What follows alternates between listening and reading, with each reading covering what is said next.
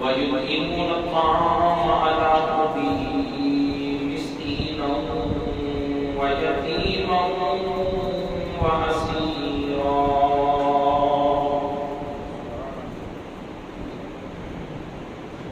إنما نطعمكم لوجه الله لا نريد منكم جزاء ولا شكورا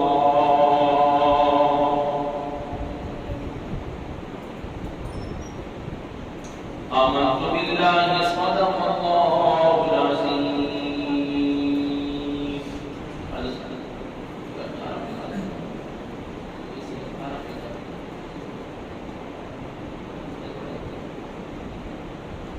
اللهم صل على سيدنا مولانا محمد وعلى آل سيدنا وأصحاب سيدنا مولانا محمد وبارك وسلم الصلاة والسلام عليك يا سيدي يا رسول الله الصلاة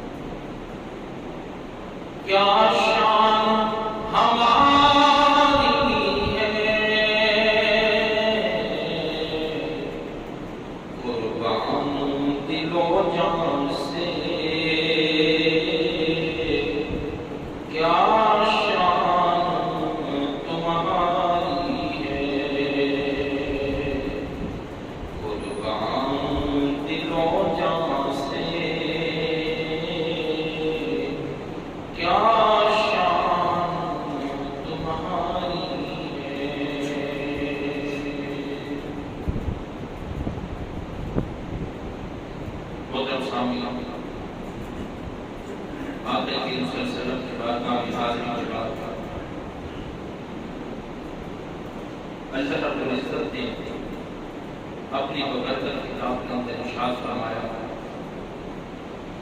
وَيُطْعِمُونَ الطَّعَامَ عَلَىٰ حُبِّهِ مِسْكِينًا وَيَتِيمًا وَأَسِيرًا إِنَّمَا نُطْعِمُكُمْ لِوَجْهِ اللَّهِ لَا نُرِيدُ مِنكُمْ جَزَاءً وَلَا شُكُورًا کہ وہ کھانا کھلاتے ہیں اللہ کی محبت میں مسکین کو، یتیموں کو اور قیدیوں کو۔ آگے کا ارشاد فرمایا انما نطعمکم لوجہ اللہ لا نريد منکم، وہ یتیموں کو، مسکینوں کو اور قیدیوں کو کھانا کھلا کر کیا کہتے ہیں کہ ہم نے یہ جو تمہیں کھانا کھلایا ہے یہ صرف اللہ کی رضا کے لیے ہے، جزاء ولا شکورا۔ ہم اس کی کوئی جزا تم سے نہیں مانگتے، ولا شکورا، اور نہ ہی تم ہمارا شکریہ ادا کرو کہ ہم نے تمہیں کھانا کھلایا اور تم کہو کہ تمہارا شکریہ، نہیں ہمارا شکریہ بھی ادا نہ کرو۔ یہ جو ہم نے تمہیں کھانا کھلایا ہے یا تو مصطفیٰ کی محبت میں کھلایا ہے یا رب کی محبت میں۔ سبحان اللہ۔ اے ایمان والو، جو آج کا دن ہے یہ خوشی و مسرت کا دن ہے۔ آج کا دن مغفرت اور بخشش کا دن ہے۔ یہ جتنے میں الفاظ بول رہا ہوں یہ حدیث کا مفہوم ہے۔ آج کا دن رحمت الہی کے نزول کا دن ہے۔ آج کا دن فرشتوں کی آمد کا دن ہے، اور وہ فرشتوں کی تعداد اتنی ہے کہ ہم شمار ہی نہیں کر سکتے۔ آج کے دن اللہ تعالیٰ نے فرعون کے جو جادوگر تھے ان کی توبہ کو قبول کیا۔ اللہ رب العزت نے آج کے دن ہی جنت کو پیدا کیا۔ اللہ رب العزت نے آج کے دن ہی جنت میں شجر لگایا، درخت لگایا۔ یہ جو دن ہے یہ کتنے فرشتے حضرت علی و مرتضیٰ شیر خدا کرم اللہ وجہ الکریم یہ روایت کرنے والے ہیں، اتنے فرشتوں کا نزول آسمان سے ہوتا ہے کہ وہ گلیوں کے اندر، کوچوں کے اندر، چوکوں کے اندر وہ کھڑے ہو جاتے ہیں اور وہ ندا کرتے ہیں کہ آؤ اپنے رب کے رحمتوں کو سمیٹ لو۔ اب سارے فرشتے گلیوں کے اندر، چوراہوں کے اندر کھڑے ہو کر وہ ایمان والوں کو ندا دے رہے ہوتے ہیں۔ اب سوال پیدا یہ ہے کہ ان کی ندا ہمیں سمجھ کیوں نہیں آتی اور وہ ہمیں نظر کیوں نہیں آتے؟ یہ فرشتے ایسی ذات ہیں کہ میرے مصطفیٰ نے فرمایا یہ کسی کو نظر نہیں آتے۔ ہاں، تاریخ گواہ ہے کہ دنیا کے اندر جس نے فرشتوں کو دیکھا ہے وہ آخری عمر میں نبینا ہو جاتا ہے۔ تو اے ایمان والو، محمد کریم صلی اللہ علیہ وسلم نے ارشاد فرمایا کہ یہ فرشتے جو ندائیں دے رہے ہوتے ہیں ان میں سے ایک ندا یہ ہوتی ہے کہ اے ایمان والو آؤ، تم نے اپنی مزدوری پوری کر لیا، آج رب اجرت بانٹ رہا ہے، آج رب مزدوروں کو مزدوری دے رہا ہے، آج مالک غلاموں کی جھولیوں کو بھر رہا ہے، آؤ عیدگاہوں کی طرف آ جاؤ، تمہارا رب تمہیں اجرت ادا کرے گا۔ حضرت علی کرم اللہ وجہ الکریم فرماتے ہیں جب سارے ایمان والے عیدگاہوں میں آ جاتے ہیں تو رب فرشتوں سے ہم کلام ہوتا ہے۔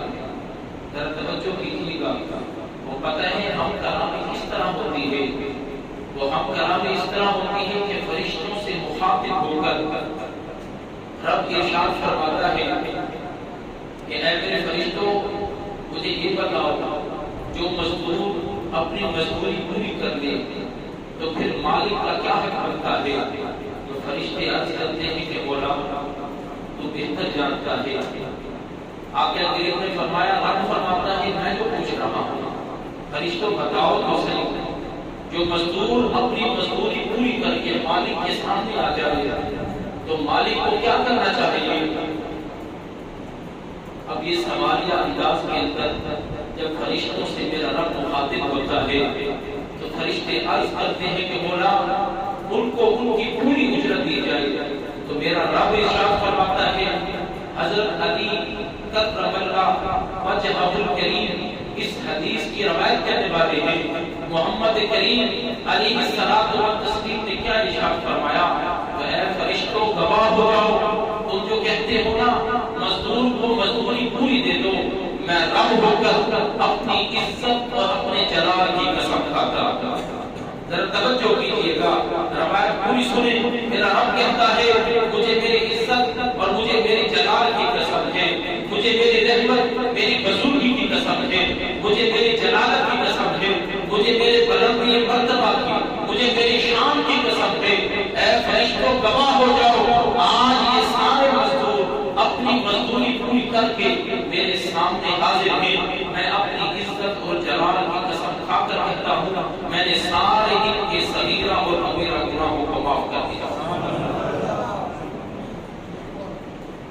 فرشتے کہتے ہیں کہ مولا اتنا بڑا، اتنی بڑی مزدوری، اتنا بڑا انعام۔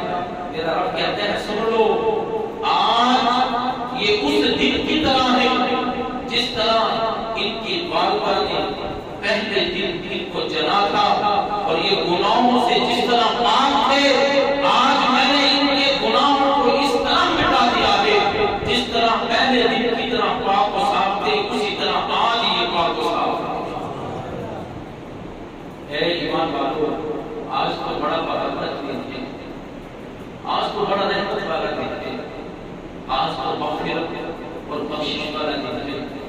اگر روایت پوری نہیں ہوئی، حضرت علی کرم اللہ وجہہ کریم فرماتے ہیں کہ مولا حضور کریم صلی اللہ علیہ وسلم نے ارشاد فرمایا، اللہ رب العزت ارشاد فرماتا ہے اب ان کا میرے اوپر حق ہے، وہ پتہ ہے حق کیا ہے؟ اب یہ دعا مانگیں گے، میں ان کی دعاؤں کو قبول کروں گا۔ اے ایمان والو، یہ دعا کے دن ہے، یہ دعا مانگنے کا دن ہے۔ خدا را آج کے دن افواج پاکستان کے لیے دعا مانگیں، ملک پاکستان کے لیے دعا مانگیں، کشمیر کے مظلوموں کے لیے دعا مانگیں، فلسطین کے بھائیوں کے لیے بہنوں کے لیے دعا مانگیں، برما کے مسلمانوں کے لیے دعا مانگیں، تمام عالم اسلام کے لیے دعا مانگیں۔ بالخصوص ہمارے اس ملک کو مولا عمر کا خطہ بنا دیا، تمام کفر کو تو ان سازشوں میں ملبس ہے کہ مسلمانوں کو وہ اذیتیں اور تکلیفیں پہنچا رہا ہے، مولا ان کو اس کو نابود کروا اور اسلام کا بول بالا کروا۔ اے ایمان والو، محمد کریم نے آج کا دن کس طرح منایا؟ ہمیں یہ تو پتہ ہونا چاہیے کہ ہمارے مصطفیٰ نے عید کا دن کس طرح منایا اور ہمیں کس طرح منانا چاہیے۔ آج کے دن انہوں نے کون سے کام کیے، ہمیں بھی ویسے کرنے چاہیے، کرنا چاہیے یا نہیں کرنے چاہیے۔ مستند روایت ہے، آپ کہتے ہیں کہ محمد کریم عید کے دن صحابہ کے گھر گئے، ایک صحابی کے گھر گئے تو وہ بڑے خوش ہوئے۔ میں بتاتا ہوں کہ ان صحابی کے گھر کیا کرنے کے لیے گئے تھے، یہ روایت پوری سنیں۔ اب جب اس صحابی کے گھر گئے تو وہ بڑے خوش ہوئے، گھر والوں نے دسترخوان بچھا دیا کہ عید الفطر کا دن ہے اور محمد کریم ہمارے گھر آئے۔ ان کے چہروں پر چمک و دمک آ گیا کہ اللہ کے پیارے نبی ہمارے گھر کے اندر جب پدر ہوئے ہیں۔ دسترخوان بچھایا، آقا کریم کو بٹھایا اور بٹھا کر ارشاد فرمایا کہ کھانا تناول فرمائیے، کھانا لگا دیا گیا۔ محمد کریم نے فرمایا تمہارا ایک بندہ ہے، وہ ہے غیر حاضر ہے۔ عرض کی یا رسول اللہ صلی اللہ علیہ وسلم، وہ بیمار ہے، کیا ارشاد فرمایا؟ کیا ارشاد فرمایا؟ وہ بیمار ہے۔ اب اس گھر میں کیوں تشریف لے گئے کہ اس گھر میں بیمار تھا؟ اے امام والو، آج ہم خوشی کے لمحوں میں اپنے رشتہ دار جو عزیز بیمار ہیں، جو عید گاہوں میں نہیں آ سکتے، جو ہمیں عید ملنے نہیں آ سکتے، ارے اللہ نے ہمیں قدرت دی ہے، ہم کو انہیں ملنے کے لیے جا سکتے۔ یہ کسی انسان کا نہیں، یہ افضل البشر کا عمل ہے، محمد مصطفیٰ کا عمل ہے کہ بیمار صحابی کے گھر آپ تشریف لے گئے، اور آج کے دن بیماروں کی عیادت کرنا ہے کسی اور کا عمل نہیں، یہ سنت مصطفیٰ کی روایت پوری سنیے۔ ربی کہتے ہیں کہ میرے مصطفیٰ نے فرمایا کہ اس کو بلاؤ، اور آقا یہ حکم دیتے ہیں، اللہ کے نبی یہ حکم دیتے ہیں کہ وہ کھانا میرے ساتھ آ کر کھائے۔ اب ربی کہتے ہیں کہ جب گھر والے اس کے پاس آئے، وہ دوسرے کمرے کے اندر تھا اور انہوں نے عرض کی کہ محمد کریم جلوہ کر رہے ہیں اور آپ کو بلا رہی ہیں اور کہتی ہیں کہ میرے ساتھ کھانا آ کر کھاؤ، جب تک تم میرے ساتھ کھانا نہیں کھاؤ گے میں کھانا نہیں کھاؤں گا۔ اب جو بیمار آدمی ہوتا ہے وہ محسوس کرتا ہے کہ بیماری کی حالت میں اتنی بندہ صفائی و ستھرائی کا اہتمام نہیں کر سکتا، کہاں محمد مصطفیٰ کی ذات اور کہاں میں بیمار اور میں ان کے سامنے بیٹھ کر ان کے ساتھ کھانا کھاؤں۔ انہوں نے ہاتھ جوڑ کر عرض کی کہ جا کر محمد کریم کو کہہ دو، عرض کر دو کہ میری معافی ہے، رخصت ہے، میں آپ کے ساتھ بیٹھ کر کھانا نہیں کھا سکتا۔ جب وہ آ کر محمد کریم کی بارگاہ میں عرض کرتے ہیں کہ یا رسول اللہ، وہ رخصت پیش کر رہا ہے، وہ معذرت کر رہے ہیں، مصطفیٰ نے فرمایا اگر وہ نہیں آتا تو نہ آئے، ارے ہم اس کے پاس چل جاتے ہیں، چلے جاتے ہیں، جہاں وہ بیٹھا ہے اس کے ساتھ بیٹھ کر کھانا کھاتے ہیں۔ آپ نے برتنوں کو اٹھایا، اے ایمان والو، یہ واقعہ سنانا مقصد نہیں ہے، اس واقعے کے اندر ہزار حکمتیں ہیں۔ میرے مصطفیٰ کی خدا آج کے دن بیماروں کو نہ بھولیے گا، میرے مصطفیٰ نے برتنوں کو اٹھایا، میرے مصطفیٰ نے روٹیوں کو اٹھایا، سالن کو اٹھایا، اور جہاں وہ بیٹھا تھا اس کمرے کے اندر تشریف لے گئے اور اس کے روبرو بیٹھ کر مصطفیٰ نے اس کے سامنے سالن کو رکھا، روٹیوں کو رکھا، مصطفیٰ نے فرمایا کھاؤ۔ اب وہ عرض کرنے لگا یا رسول اللہ نہیں، میرے مصطفیٰ نے ہاتھ پکڑ کر سالن کے برتن کے اندر اس کا ہاتھ ڈبو دیا۔ مصطفیٰ تیری عظمت پر قربان جاؤں، تیری شان تیری رفعت پر قربان جاؤں، اے رحمت والے، اے کالی کملی والے، میرے مصطفیٰ نے اس کا ہاتھ پکڑ کر جہاں سے آپ نے سالن کھانا تھا، ارے آج تو ہم بھائی کے ساتھ بیٹھ کر کھانا پسند نہیں کرتے، آج تو ہم اپنے گھر والوں کے ساتھ کھانا پسند نہیں کرتے، ہم کہتے ہیں کہ علیحدہ ہو، ہمیں اس کے ساتھ کیا کھاؤں، اس کے ساتھ میرا تو یہ سٹیٹس ہے، ارے میرا تو یہ رتبہ ہے، ارے اپنے رتبے اپنے پاس رکھو۔ میرے مصطفیٰ نے بیمار کا ہاتھ پکڑ کر سالن کے اندر ڈالا اور کہا شروع کرو اللہ کا نام لے کر۔ اب اس نے شروع کیا، محمد مصطفیٰ نے شروع کیا، اب وہ آنسو بھی بہا رہا ہے، مصطفیٰ کے ساتھ کھانا بھی کھا رہا ہے۔ اے ایمان، آج کے دن اپنے عزیزوں میں، اپنے رشتہ داروں میں، اپنے دوستوں میں، اپنے بزرگوں میں، جو بھی ہے اپنے محلے داروں میں، اگر ایسا کوئی شخص ہے تو دروازے پر دستک دیجیے، اس کو قرآن تقسیم سے بتائیے، خدا کی قسم جو اس کے دل سے دعا نکلے گی تمہارے تقدیر کو بدل دے گا۔ یہ آج خوشی کے دن انہوں نے ہمیں نہیں بولا۔ ترمذی شریف کی حدیث مبارک میں یہ ظاہر ہے، صرف 5 منٹ باقی ہے، یہ آخری حدیث سنا کر باقی 5 منٹ رہ جائیں گے تو طریقہ سماعت کریں گے آپ کہ عید الفطر کی نماز کس طرح ادا کریں گے۔ یہ 5 منٹ کے اندر میں اپنے گفتگو کو سمیٹ رہا ہوں۔ آخری حدیث مبارک جیسے محبت کے ساتھ آپ نے باقی حدیث سنی، آپ یہ بھی حدیث مبارک محبت کے ساتھ سنیے، انشاءاللہ مجھے سنانے میں مزہ آئے گا، آپ کو سننے میں مزہ آئے گا، کیونکہ یہ مصطفیٰ کی باتیں ایسی باتیں ہیں کہ جب بھی سنائی جائیں اس سے ایسی خوشبو نکلتی ہے کہ مومن کا دل بار بار ہوا کرتا ہے۔ اے ایمان والو، ترمذی شریف کی یہ حدیث مبارک میں یہ ظاہر ہے، اللہ کے پیارے نبی صلی اللہ علیہ وسلم نے ارشاد فرمایا کہ اے میرے صحابہ، ایک عمل ایسا ہے اگر تم اس کو تھام لو، اللہ دنیا کے اندر 3 انعامات سے تمہیں نواز دے گا، اور اگر وہ عمل تم چھوڑ دو گے، اگر وہ عمل تم چھوڑ دو گے، اللہ دنیا کے اندر 3 قسم کے عذابوں میں تمہیں مبتلا کر دے گا۔ بڑی پیاری حدیث ہے، صحابی کھڑے ہوئے عرض کی یا رسول اللہ، مستند حدیث ہے، صلی اللہ علیہ وآلہ وسلم وہ عمل کون سا ہے کہ اگر ہم اس عمل کو تھام لیں تو اللہ دنیا کے اندر ہمارے اوپر 3 قسم کے انعامات فرمائے گا۔ تو مصطفیٰ نے فرمایا وہ عمل ایک ہے، پتہ ہے وہ عمل کیا ہے؟ وہ عمل فکر آخرت ہے۔ کیا ارشاد فرمایا؟ ایک مرتبہ اپنی زبان سے نکالنے کو عمل ہوا فکر، آج ہم فکر فکر اولاد میں ہیں، آج ہم فکر کاروبار میں ہیں، آج ہم فکر تجارت میں ہیں، آج ہم فکر دنیا میں ہیں، آج دنیا کی بہت ساری فکروں نے ہمارے گھر کے اندر، دل کے اندر گھر کر لیے ہیں۔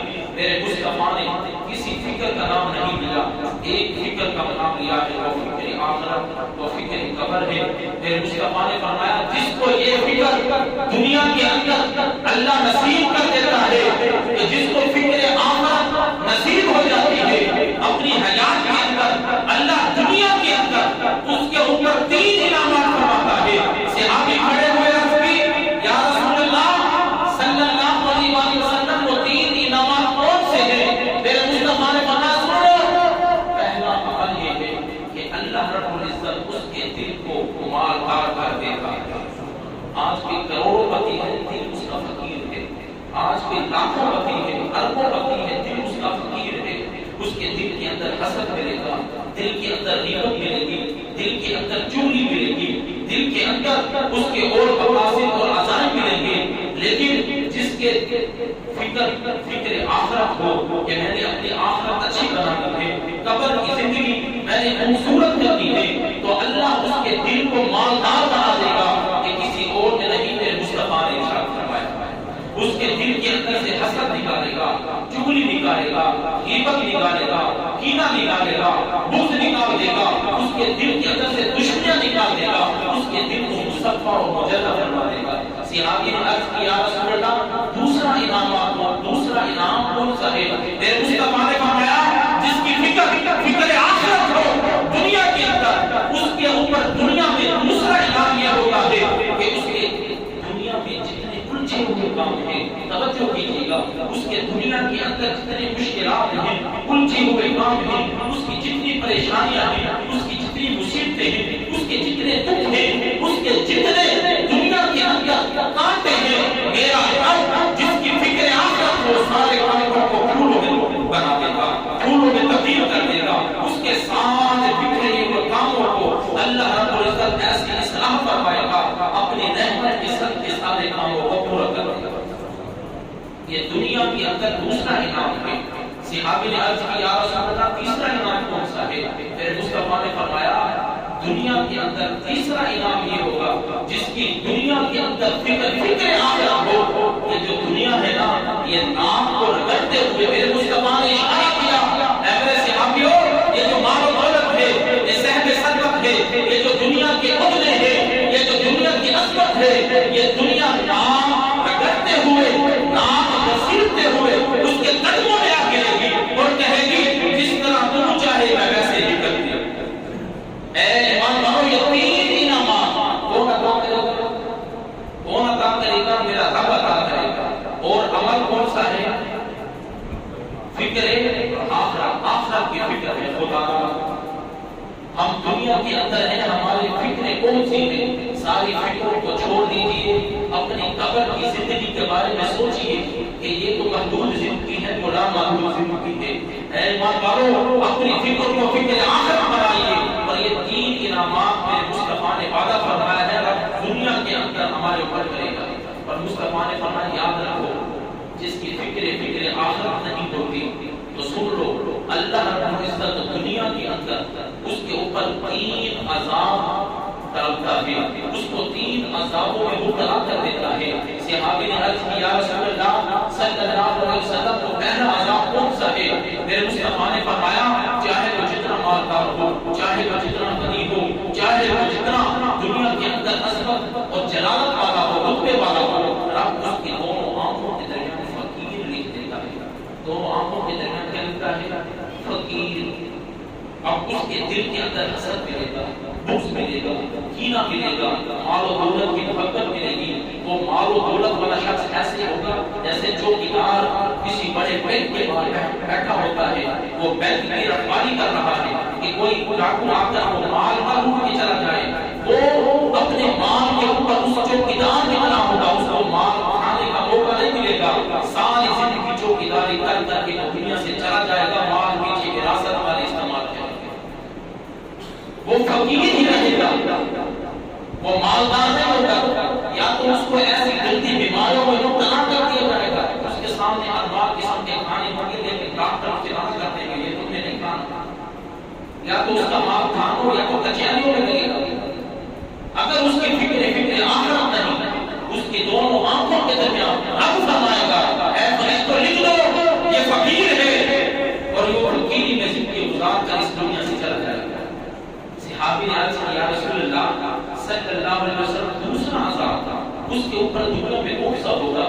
میرے مصطفیٰ کے رسول نے ساتھ فرمایا اس کے جتنے بھی کام ہیں وہ اس کو سمجھانے کی کوشش کرتا ہے، اصلاح کرنے کی کوشش کرتا ہے، ان کاموں کو وہ کرنے کی کوشش کرتا ہے.